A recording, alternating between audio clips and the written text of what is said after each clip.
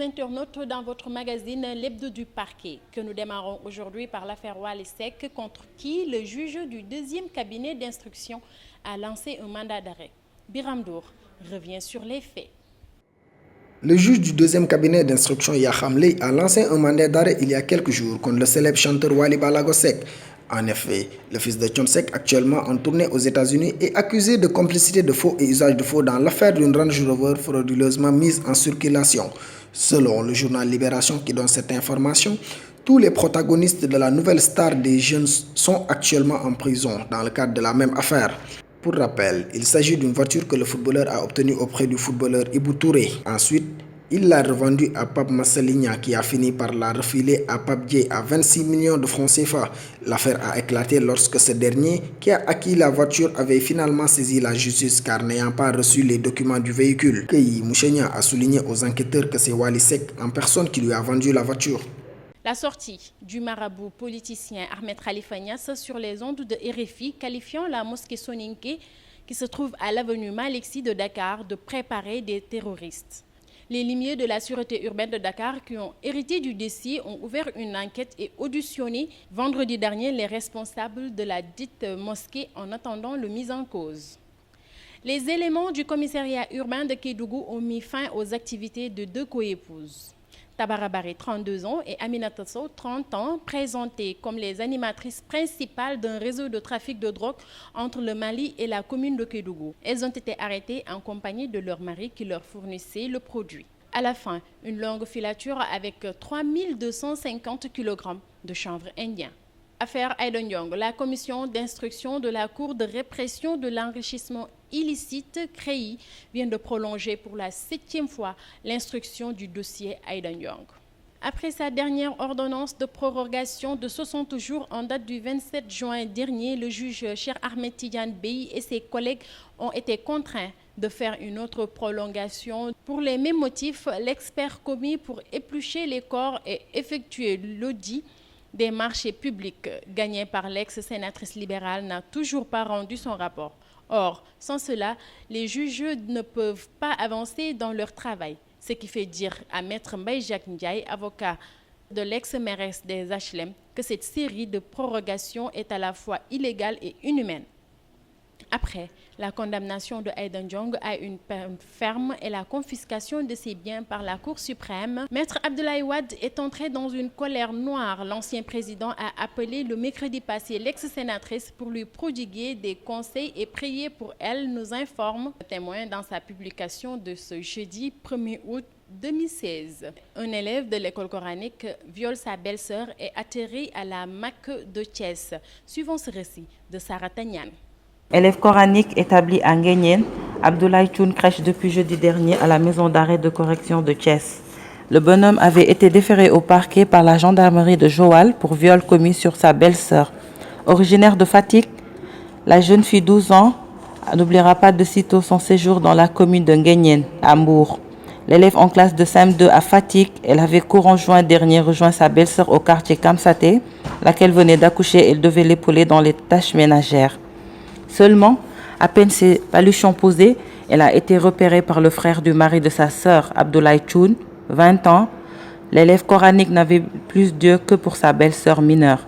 Ainsi, il s'est mis à peaufiner un plan pour la conquérir. L'occasion ne tarda pas à se présenter. Un soir, la petite fille, se rendant chez une voisine pour suivre un film, croise Thioune qui, débordant d'ingéniosité, l'invite à le suivre dans sa chambre.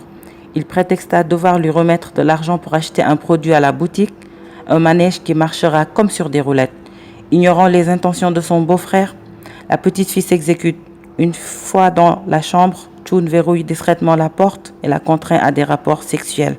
Son forfait achevé, il pointe un couteau à sa gorge, menaçant de lui trancher le cou si elle pipait mot de l'affaire. Tremblant comme une feuille, la petite fille vide les lieux, le pagne imbibé de sang, ce que remarquera une voisine.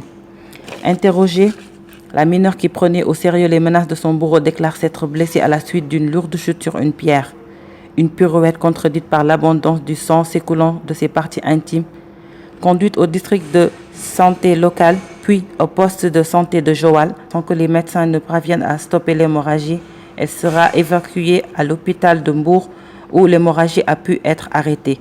24 heures plus tard, informés, ses parents prennent langue avec le père du mis en cause pour trouver une issue heureuse. Ils seront éconduits par le dernier.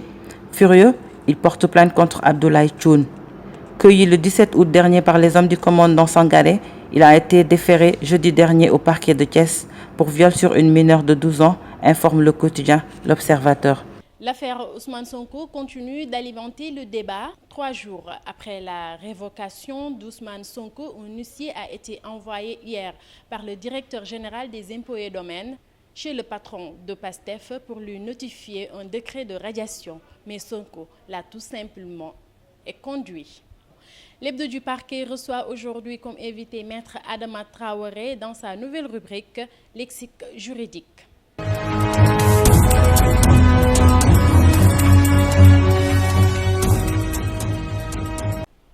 Bonjour, je m'appelle Adama Traoré. Je suis juriste de formation, doctorant en droit public et sciences politiques à l'UCAD, Université Cheikh Anta Diop de Dakar. Le concept d'infraction recouvre des milliers d'infractions. Maintenant, force est d'opérer par leur classement. On les classe en fonction de leur gravité ou en fonction de leur nature ou en fonction de leur exécution. Par exemple, dans le code pénal, l'article 1er du code pénal précise et définit les infractions de crimes par les lois de peine en disant ceci: les lois qui punissent les lois punissent de peine correctionnelle, autant pour moi de peine affective et infamante, sont des infractions de crimes. Mais les lois qui punissent des peines correctionnelles sont des délits. Les lois qui punissent des peines de police sont des contraventions.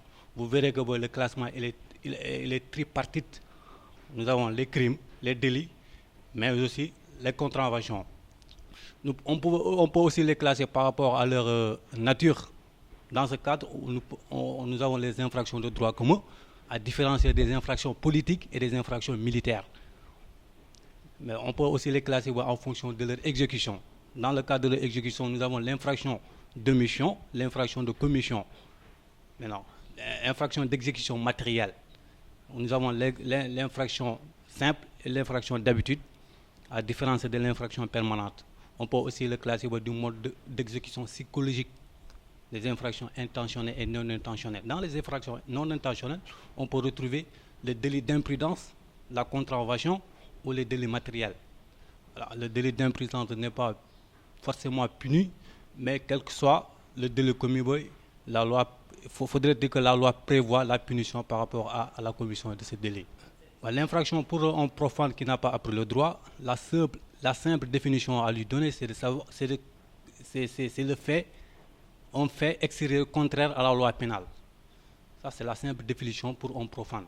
Nous avons le délit disciplinaire et les délits civils. Mais toujours est-il que la loi infractionnelle ou l'infraction est un fait extérieur, un comportement contraire à la loi. Point. Ousmane Sonko est un fonctionnaire de l'État. Un fonctionnaire d'État qui est obligé d'avoir des droits de réserve par rapport dans sa profession. Vous savez, dans le code pénal, il est fait obligation aux fonctionnaires du secret professionnel. Maintenant, le secret professionnel, ça dépend, ça varie par rapport à leur intensité dans la gestion publique des affaires de l'État. Ousmane Sonko, il a été radié parce qu'on lui a reproché d'avoir commis ou d'avoir relevé un secret d'État, en quelque sorte. La radiation, la sanction, c'est un délit disciplinaire d'abord. Il faut d'abord retenir le délit disciplinaire. Parce que le délit disciplinaire est différent de l'infraction pénale. Le délit disciplinaire n'est rien d'autre que la sanction du délit disciplinaire part du simple avertissement à la radiation. Voilà. L'avertissement à la radiation. La radiation n'est rien d'autre que une forme de révocation, c'est-à-dire le fonctionnaire est complètement radié du fichier de la fonction publique. Les conséquences qui y sont rattachées, c'est quoi? C'est la perte de salaire ainsi que ses avantages. Par rapport à la révocation, toute la radiation, le monsieur ne bénéficiera pas de pension aussi. Parce qu'il est radié définitivement de la fonction publique. Que ce soit après la retraite, il ne pourra pas bénéficier des avantages pensionnaire. Maintenant, par rapport à la révocation, il faut juste retenir que c'est la sanction moindre par rapport à la radiation. La révocation est une sanction moindre par rapport à la radiation, qui est aussi beaucoup plus lourde que l'avertissement. La révocation, dans la révocation, le mouchier ou le fonctionnaire pourra quand même bénéficier, il va quand même perdre son salaire et les avantages qui sont rattachés, mais une fois à la retraite, il pourra bénéficier de sa pension de retraite.